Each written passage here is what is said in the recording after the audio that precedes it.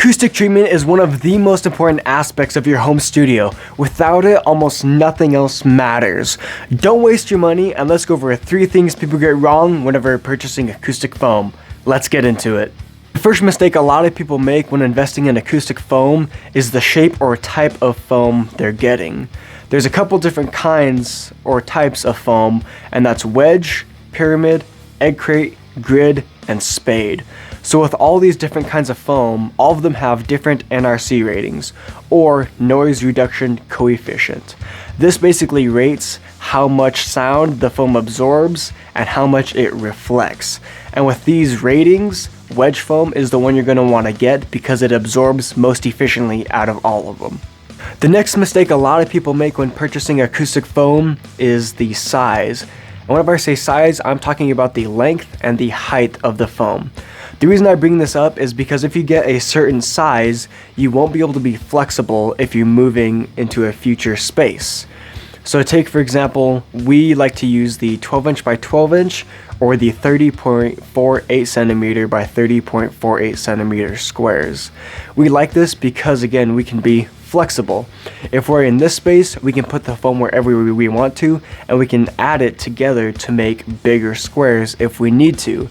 If you have a larger rectangle, for example, let's say it's 2 foot by 3 foot or 2 foot by 4 foot, there's certain places we are not going to be able to put that. So if you have these smaller wedges or these smaller sizes, you'll be more flexible right now and in the future with your placement in terms of your foam and your space. Now, the last mistake a lot of people make when getting foam is the thickness. And I would argue that this is possibly the most important part of your foam.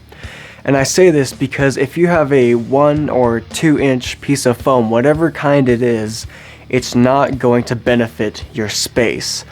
The thickness plays a huge role in your foam, and the difference of 1 or 2 inches is actually a huge difference.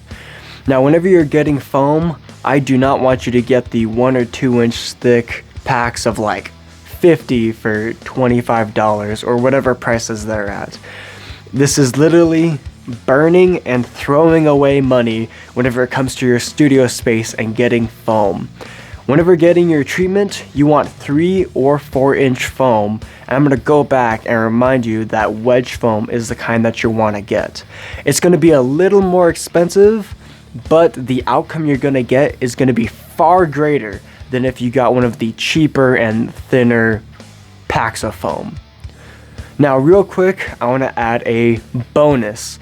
So the 4th mistake a lot of people make when getting acoustic foam is actually something they're not getting, and that's bass traps. Bass traps are a super important part of your home studio, and if you don't get this, then this may also affect your space very negatively if you don't get it. Bass traps are going to capture and trap all the really harsh and low frequencies that come into the corners of your room. And especially when recording or mixing, this is going to be an Achilles heel like we talked about in another video. So make sure you get bass traps. And real quick, let's recap. So make sure with the size of foam you get, you're going to get a foot by foot or 30.48 centimeters by 30.48 centimeters. Your depth is going to want to be 3 or 4 inches. That is what I prefer, and that's what we suggest because we want to help you guys more. And then also the type. Getting wedge foam is going to be the most beneficial for your space.